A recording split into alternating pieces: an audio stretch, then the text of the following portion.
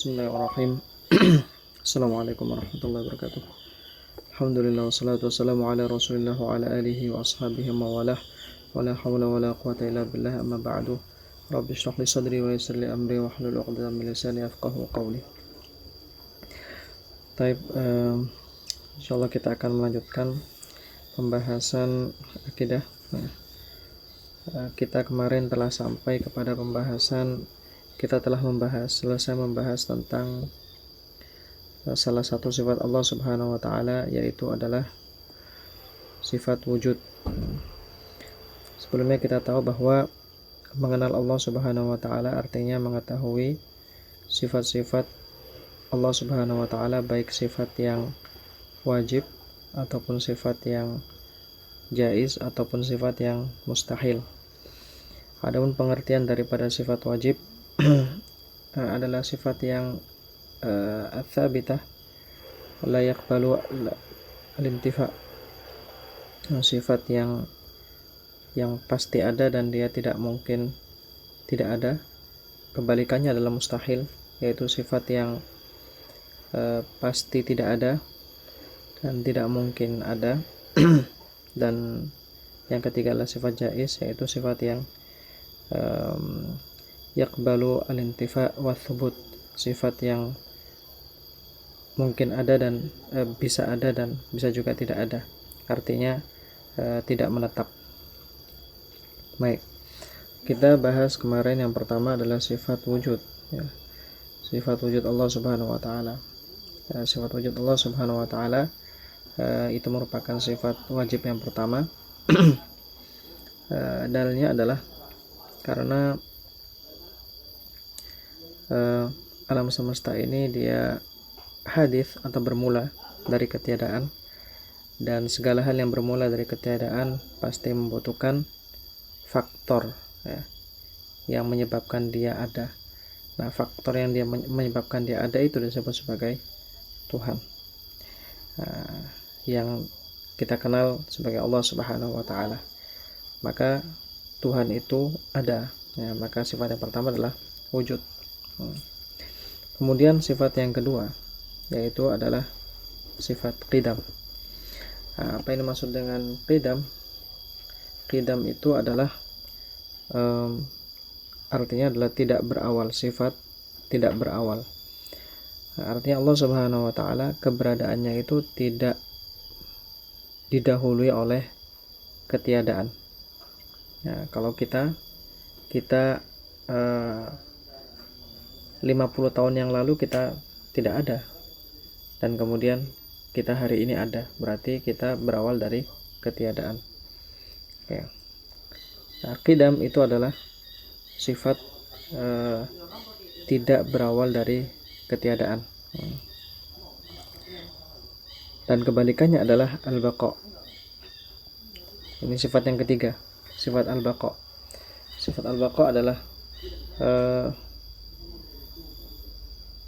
sifat ketika suatu zat itu pada masa yang akan datang dia menerima ketiadaan kita. Nah, contohnya kita ini 100 tahun yang akan datang mungkin kita sudah tidak ada, maka kita tidak disifati dengan baqa.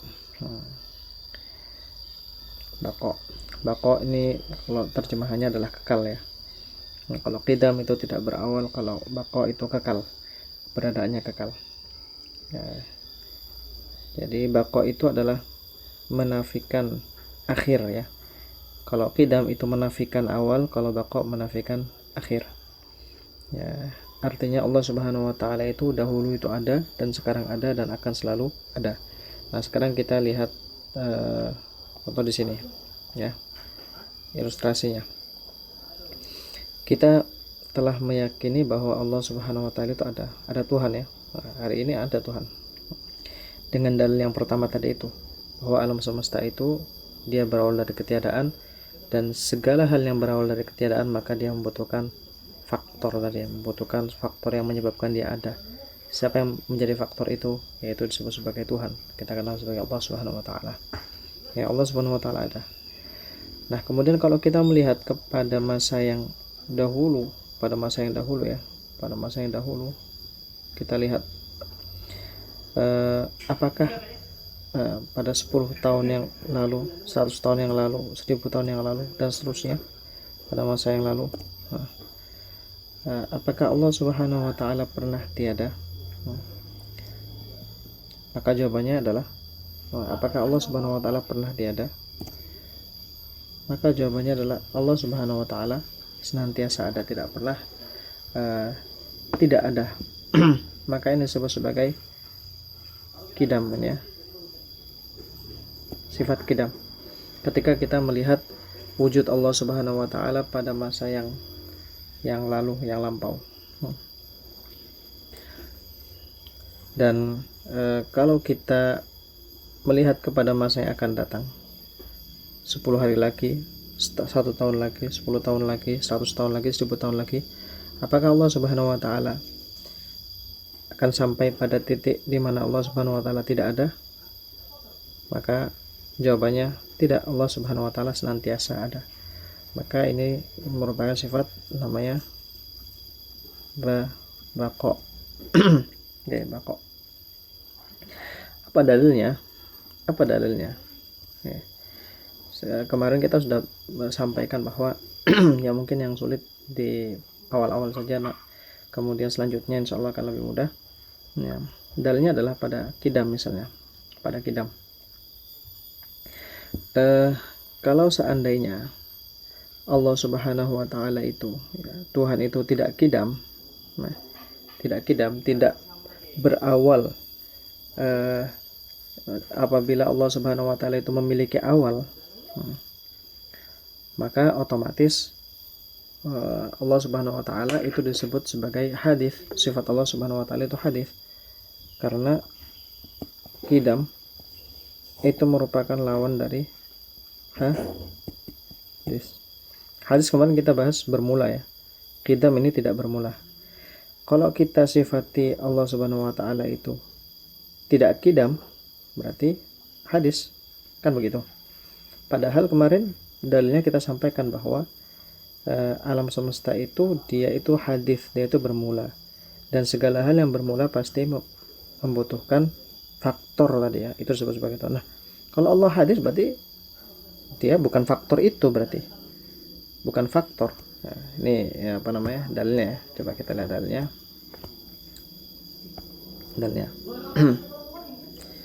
Dalilnya, alam semesta itu hadis, dan segala yang hadis pasti membutuhkan kepada sesuatu yang membuat dia ada, kan begitu, ya. Nah, kalau kita katakan Allah tidak qadim, berarti Allah itu hadis. Kalau hadis berarti Allah Subhanahu wa Ta'ala membutuhkan sesuatu yang membutuhkan muhdits, sesuatu yang menyebabkan Allah Subhanahu wa Ta'ala ada. Dan itu tidak mungkin, karena kalau ada yang menyebabkan Allah Subhanahu wa Ta'ala itu ada, maka Allah itu bukan Tuhan. Dan kita sudah sepakat bahwa Allah Subhanahu wa Ta'ala adalah Tuhan. Nah, maka tidak mungkin itu terjadi. Kalau seandainya, kita kembali lagi, kalau seandainya kita mengatakan Allah tidak hadis, maka berarti Allah kidam, ya. Maka berarti Allah kidam. Maka jadilah kesimpulannya bahwa Allah Subhanahu wa Ta'ala disifati sebagai kidam. Oke. Kemudian ya, yang kedua ini, dalil baqa. Allah Subhanahu wa Ta'ala ini kekal. Dalilnya apa? Dalilnya adalah disebutkan bahwa segala yang kidam, segala yang tidak bermula, ya, segala yang tidak bermula itu pasti bako, segala yang tidak bermula pasti bako. Nah, itu dalilnya. Kenapa bisa demikian? Karena kidam tadi apa? Kidam itu kan berarti dia menolak adanya faktor itu, ya, faktor yang mengadakan, ya,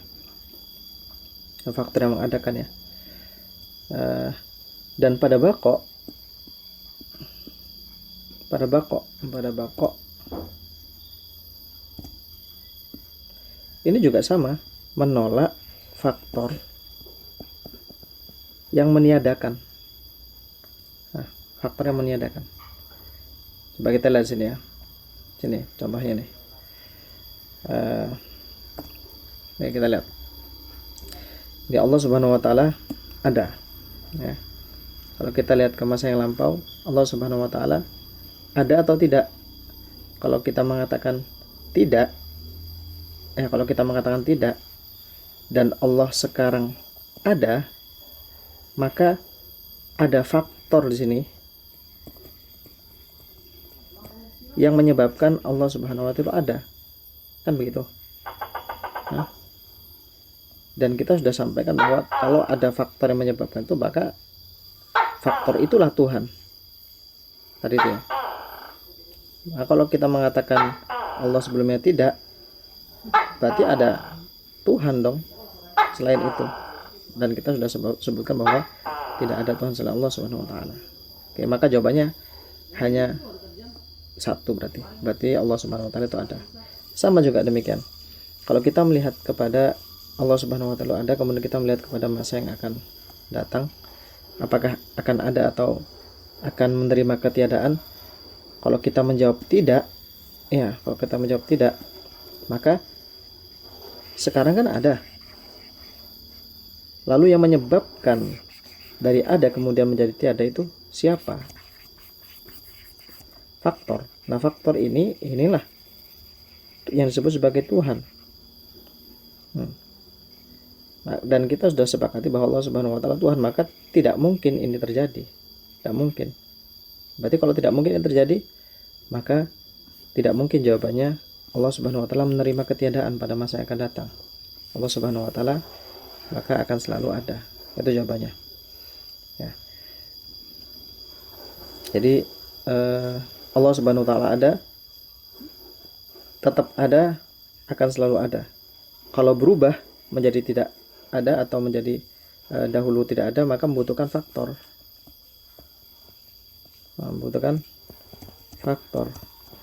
Nah, dan itu tidak mungkin terjadi. Ya, karena faktor itu disebut sebagai Tuhan. Ya. Baik, kemudian kita sudah menyebutkan berapa sifat ini? 3 sifat ya. Nah, kemudian selanjutnya adalah sifat yang keempat, yaitu qiyamuhu binafsihi. Qiyamuhu binafsihi itu artinya berdiri sendiri. Artinya wujudnya itu tidak membutuhkan sesuatu yang lain. Jadi qiyamuhu binafsihi itu adalah menafikan kebutuhan terhadap tempat atau terhadap sesuatu yang lain yang menjadi faktor, ya, faktor wujud. Oke. Contoh misalnya ini ya,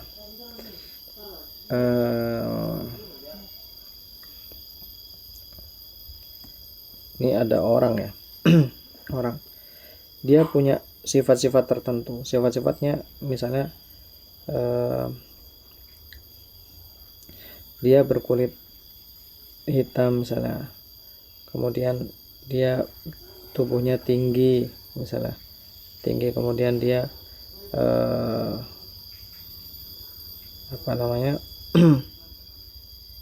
dia lebar misalnya, dan seterusnya. Itu kan merupakan sifat, dan sifat-sifat tadi itu kan tidak mungkin wujud, tidak mungkin tampak kalau dia tidak menempati sesuatu.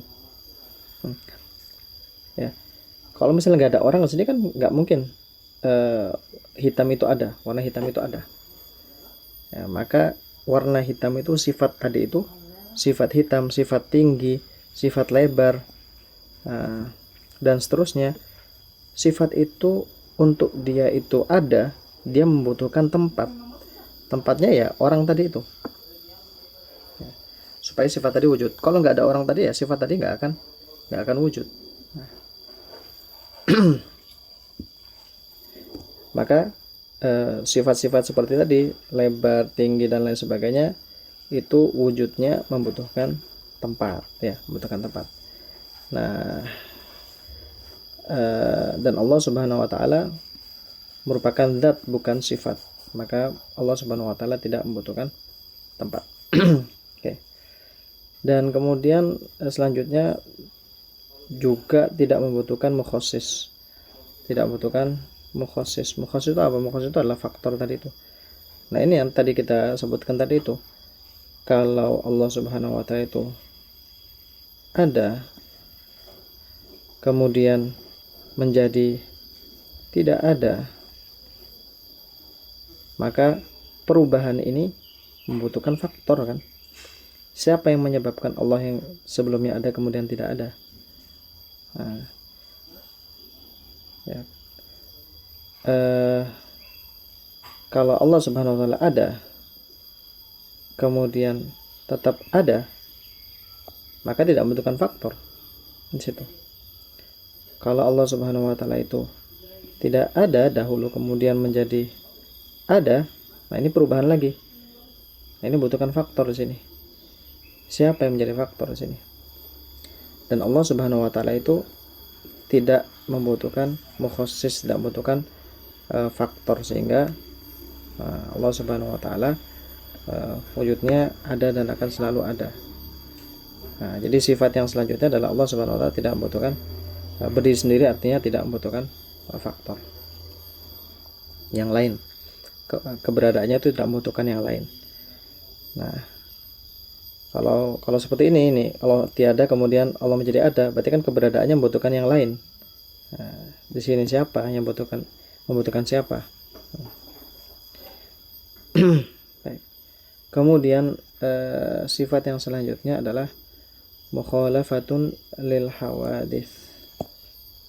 Mukhalafah lil hawadits. Mukhalafah lil hawadits itu artinya adalah berbeda dengan makhluknya, berbeda dengan segala hal yang bersifat hadis, yang bersifat bermula. Berbeda dengan manusia, berbeda dengan binatang, berbeda dengan pohon, matahari, dan lain sebagainya.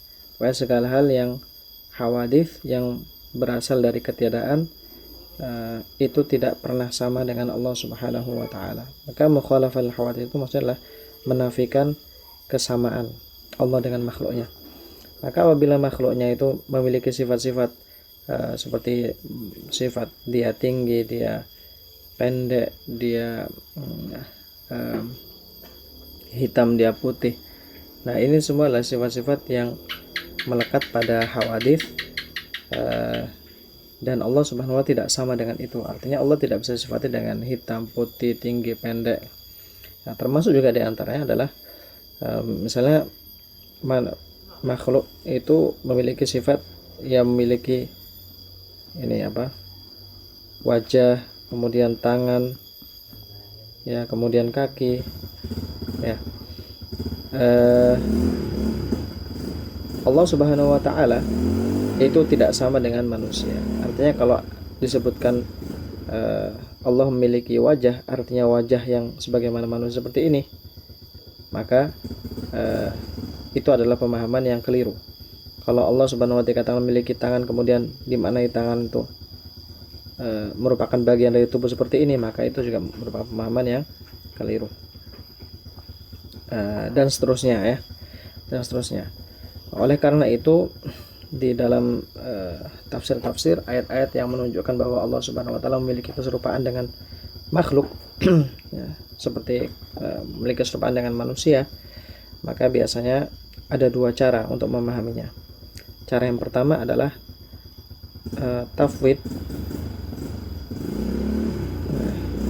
Tafwid itu artinya menyerahkan maknanya kepada Allah Subhanahu wa taala. Kita terima Allah mengatakan yadullahi fawqa aydihim, tapi kita tidak terjemahkan itu sebagai tangan.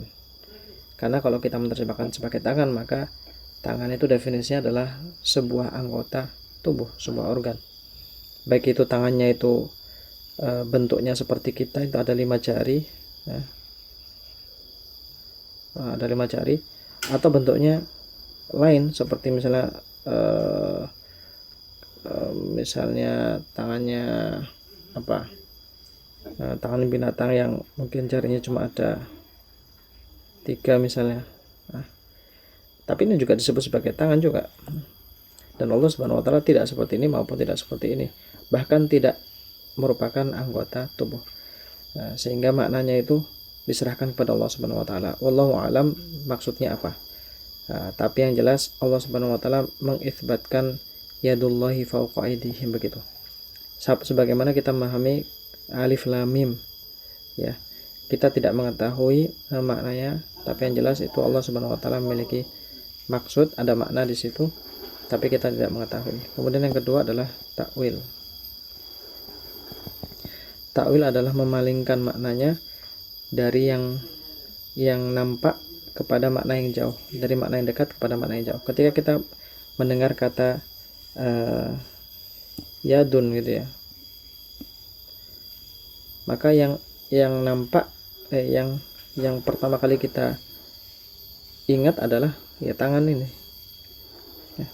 Tapi dia punya makna yang jauh sekali, makna kiasannya itu yang maknanya makna yang lain, bukan anggota tubuh.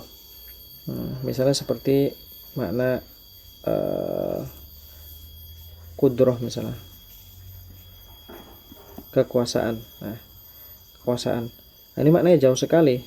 Ketika disebut yad, maknanya nggak langsung ke kudroh, maknanya langsung ke organ tubuh ini. Nah, ketika seseorang itu memaknai yad dengan makna yang jauh,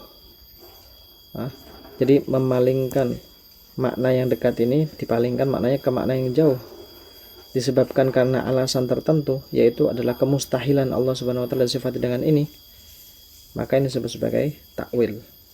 Ya. Itu adalah mukhalafah lil hawadits. Kemudian yang terakhir adalah wahdaniyah. Wahdaniyah artinya adalah esa. Ya, Allah Subhanahu wa taala itu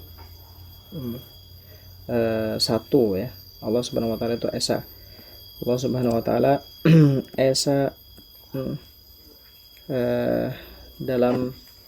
dalam zat. Esa secara zat, eksistensinya, artinya Allah Subhanahu wa taala satu,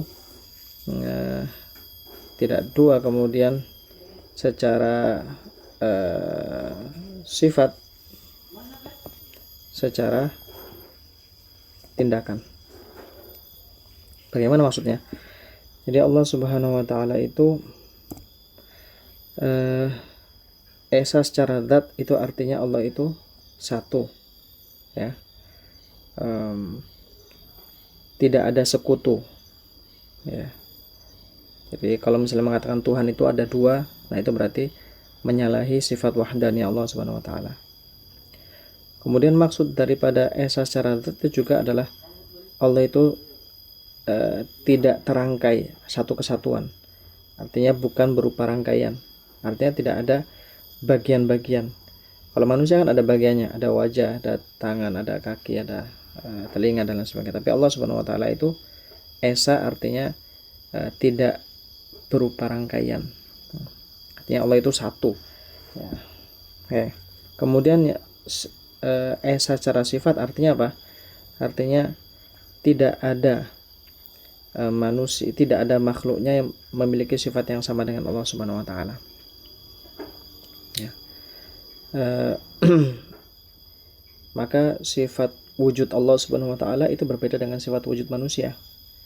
Sifat wujud Allah itu wujud yang wajib, yang pasti ada, tapi kalau manusia tidak pasti ada. Karena dia kadang menerima ada, kadang dia menerima ketiadaan. Kemudian Allah Subhanahu wa taala memiliki sifat qidam, dan makhluk enggak ada yang memiliki sifat qidam. Allah Subhanahu wa taala memiliki sifat baqa, makhluk tidak ada yang memiliki sifat baqa, dan seterusnya.